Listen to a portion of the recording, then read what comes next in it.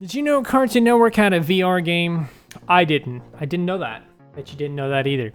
But I inevitably figured that out one day when I was scrolling through free Steam VR games. A pretty far amount of the way down, actually, I noticed the CN logo, the Cartoon Network logo, and I read the game and title and stuff like that, which happened to be Journeys VR.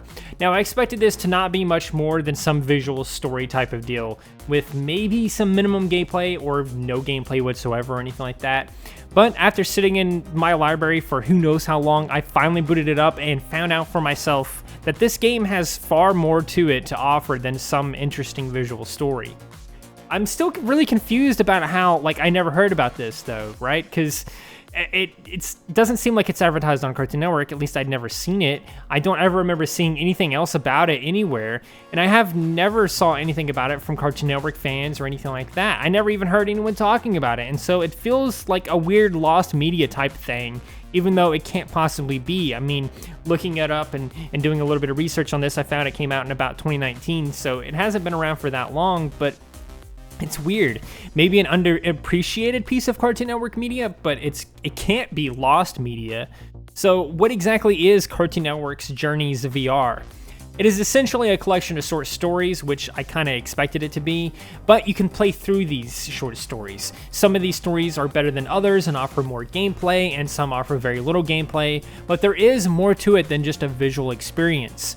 Each of these universes or dimensions or worlds or whatever you want to call them, they have this colorful adventure to get lost in with some decent enough gameplay.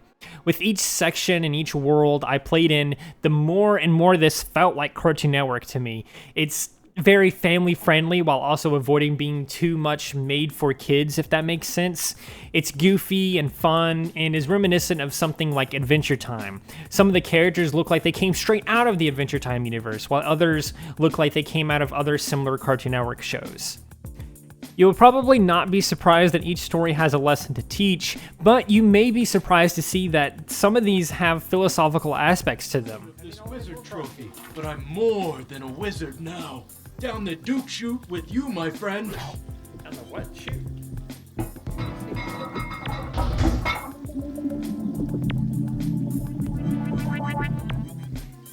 What the? I'm no longer shackled to the upper deck of a John. Praise be!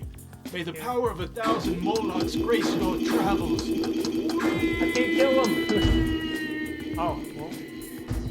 He's free to Oh my dimension God. up the universe now and before and also after. All thanks to you, my sweet Strawjo. Now, gameplay-wise, it is very simple. The art style even reflects that, but there is a fair bit of stuff here to do in this free game.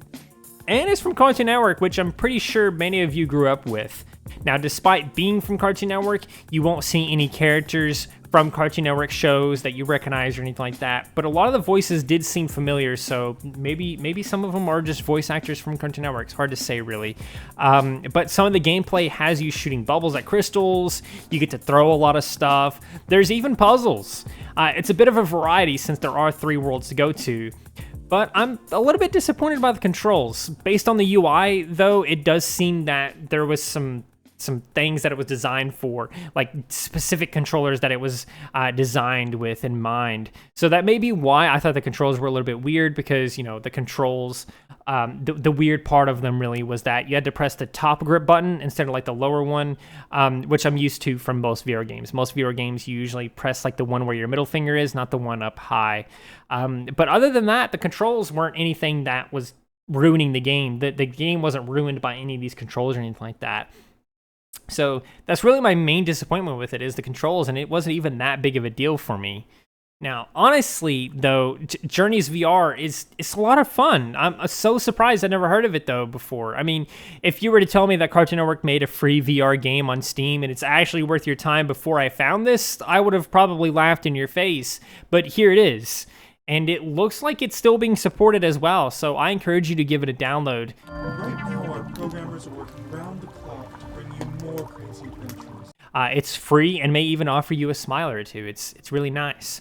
The stories and lessons from it are great. It doesn't do anything that should make you VR sick, and you can easily get an hour or two of content out of it. That's already more than 90% of the free Steam VR games out there. So going in, I didn't really expect much, but after an hour of fun adventures that made me feel like a kid again, I'm very pleased to have stumbled upon this weird, almost Lost Media-esque thing from Cartoon Network. Now, I know this video is a bit short, but I just wanted to kind of sit down and talk about what feels like some lost Cartoon Network media, even though it isn't lost Cartoon Network media. Its existence is so weird to me. I mean, why did Cartoon Network make this thing in the first place? I couldn't just, like... I really couldn't figure out why they made it, but I have found that one of these worlds, just to impress, may be getting its own like spin-off game with multiplayer support. Maybe Cartoon Network in the future will continue to release VR experiences, and if so, I am down for it. So anyway, I hope you guys enjoyed this very short video. If you did, please do consider liking, subscribing, or sharing, or commenting on the video or anything like that, because it really helps out the channel a lot, and I'd very much appreciate that. So yeah, do all those cool things, wonderful things, whatever you want to call them, and remember, most importantly, to stay asleep.